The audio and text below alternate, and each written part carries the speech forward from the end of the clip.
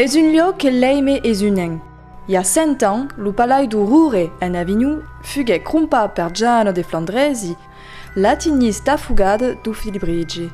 Defuntada en 1959, se festege belneu les 600 ans de sa mort et de sa dune du Roure à la ville. Sauvé l'ustau de famille de la ruine après 430 ans de rayonnement et meli baroncelli javon, originari d'Italie, collisionari implicati dans la vie provençale et anobli très la seconde génération. Es un héritage patrimonial et culturel d'importance et la colle du Palais du Roure continue d'ouvrir sous une moulin de manifestations et de productions. On a hérité des archives historiques des Baroncelli en général depuis le XIVe siècle. On a les archives des Baroncelli depuis le XIVe siècle qui sont ici, des parchemins, etc., qui documentent de façon très très pointue toute une famille comtadine assez typique. Alors l'architecture a un petit peu évolué depuis la création du Palais du Roure au XVe siècle. Déjà, il est évident que lorsque Pierre Baroncelli construit le Palais du Roure, en réalité, il ne le construit pas. Il préexiste des bâtiments qu'il ne fait qu'unifier, auxquels il donne une façade uniforme, dans un style uniforme, dans le style de l'époque, mais il se sert évidemment des fondations préexistantes. Au XVIIe siècle, les Baroncelli étant toujours propriétaires du Palais du Roure, y vivant toujours, ils ont voulu le remettre un petit peu au goût du jour et lui donner un petit peu plus de lumière, un petit peu plus d'ostentation. Donc les Baroncelli font intervenir un peintre, membre de la famille des fameux Parocel, peintre avignonnais du XVIIe siècle, et ils font refaire tout un salon avec des scènes de bataille, etc. Et le Palais du Roure va très peu bouger à partir de ce moment-là. À partir de 1700, le Palais du Roure reste pour l'essentiel dans son esprit. Et il y a eu une campagne de restauration de 2013 à 2017 qui a consisté à redonner de la beauté, de la vie entre guillemets au lieu, mais sans le trahir. Ça c'est tout l'enjeu, tout le défi.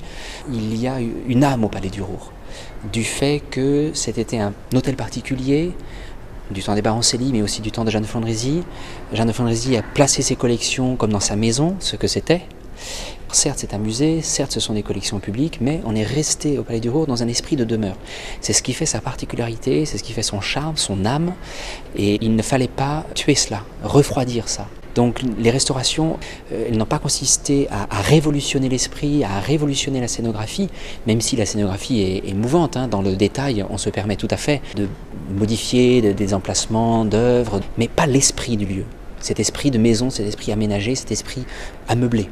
Et donc les restaurateurs ont vraiment su se fondre dans cet état d'esprit et ne faire que des retouches, disons, au Palais du Roure. Donc les restaurations de 2013 à 2017 ont consisté à donner de la propreté au lieu, disons, pas plus, pour préserver son âme. Et ça, c'est précieux.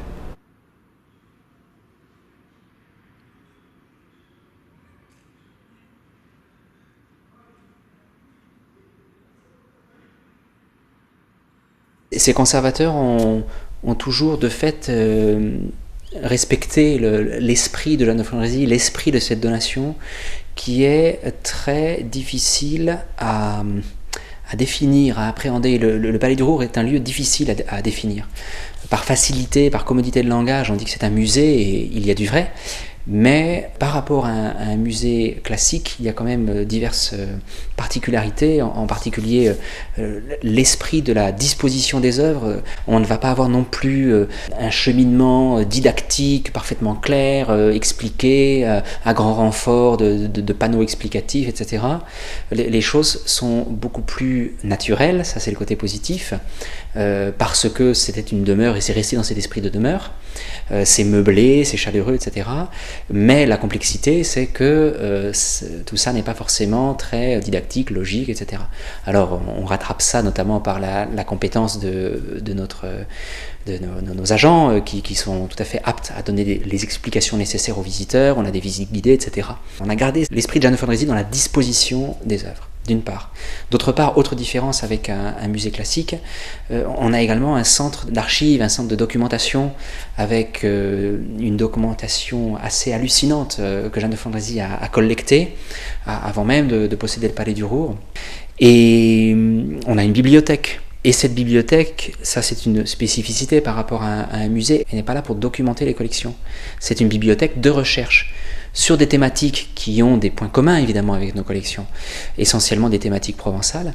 Mais voilà, c'est une bibliothèque de recherche. On a comme ça un mouvement régulier de chercheurs qui vont puiser dans cette manne assez exceptionnelle qu'on ne va pas forcément trouver dans d'autres lieux et qui est assez spécialisée. En plus de tout cela, nous avons des activités privées, associatives, qui sont très ancrées dans le lieu. On a différentes associations autour de la culture provençale qui ont leur siège au Palais du Roure. On a eu des cours de provençal, des réunions, des conférences, etc. Et surtout des spectacles dans la cour. Une autre spécificité du Palais du Roure, et qui rajoute à sa complexité, c'est que nous sommes éditeurs. Il y a une forte tradition de l'écrit au Palais du Roure. Jeanne de Flandrésie a publié, avant même de posséder le Palais du Roure, un certain nombre d'ouvrages. Et à partir des années 20-30, Jeanne de Flandrésie a créé l'association Les Bibliophiles du Roure, qui ensuite s'est appelée Les Amis du Palais du Roure, et qui avait surtout pour vocation de publier. Donc il y avait une tradition d'édition au Palais du Roure. Donc un lieu qui est très compliqué à définir, c'est sa complexité et sa chance en même temps, il est assez unique. Mais voilà, disons que c'est une demeure qui a gardé son caractère vivant, mais en étant publique, en étant ouverte à tout le monde. Despie 2013, la Colle du Roure s'engage de muntar dos mostres annuals accompagnades de livres pagans per pérenniser une œuvre conséquente mais éphémère. Publique un à 3 livres l'an, que le dernier en date est la correspondance entre Folco de Baroncelli et le cinéaste Joe Aman. En mai d'accord, 5 livres sont en cours d'édition sur le Palais du Roure en général, liga i mostres prévistes et inscrits dans l'encastre du cycle du Nouvelum. Le Palais du Roure est classé en monument historique, mais per se moderniser et s'adapter à son public, un projet de montador est destiné à personnes à mobilité réduite.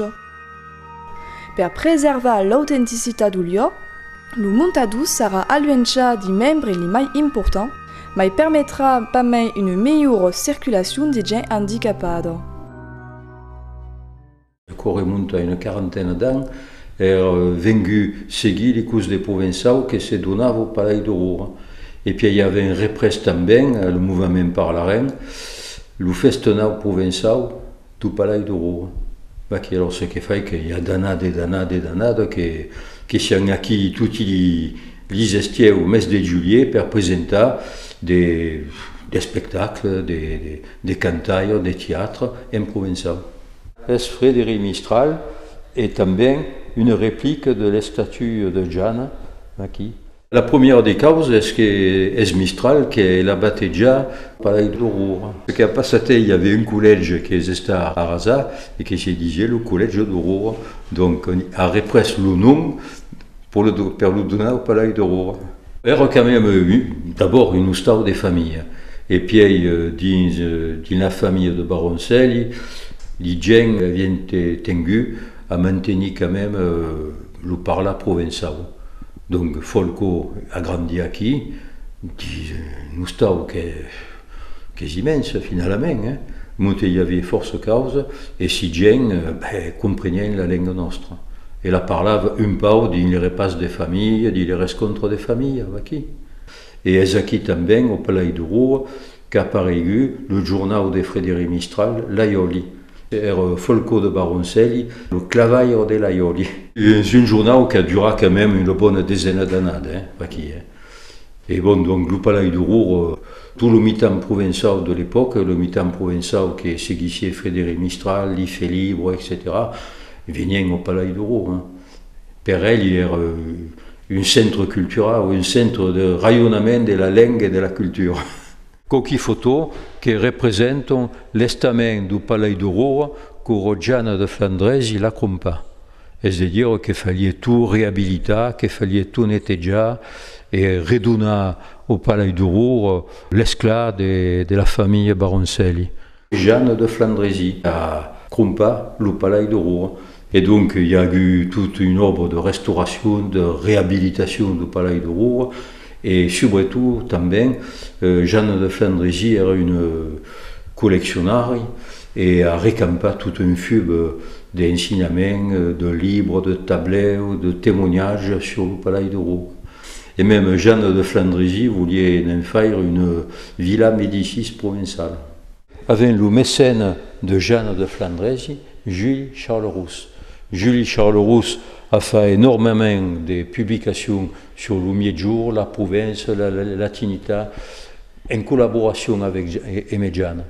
Ce qui faisait son rôle, premièrement, c'était de le réhabiliter et de recamper l'immeuble qui a vendu, l'immeuble des familles, etc.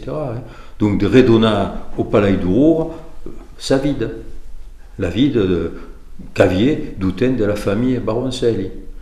C'est quand même une œuvre conséquente, presque conséquente.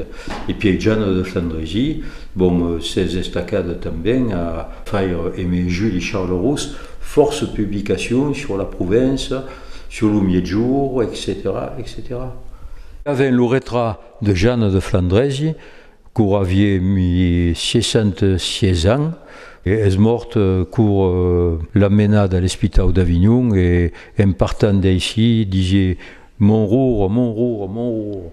Elle avait la sensation qu'elle ne pourrait pas le réveiller. Cada an, le Roure organise un cycle calendau et Mimbelang et la taule di trezze et dessert.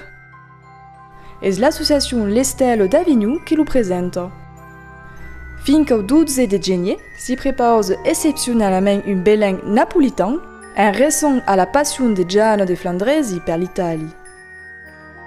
Sont des pièces du siècle XVIII tirées de la collection privée de Gian Jaume Bourgeois et sa société Mémoire d'un âne, accompagnée d'autres santons provençaux.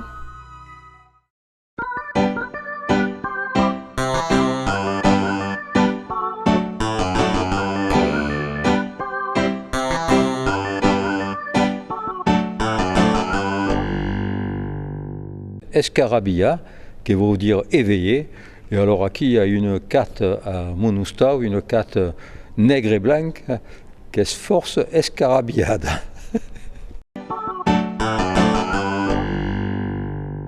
Engane, parce qu'une engane, c'est un mot qui est négatif.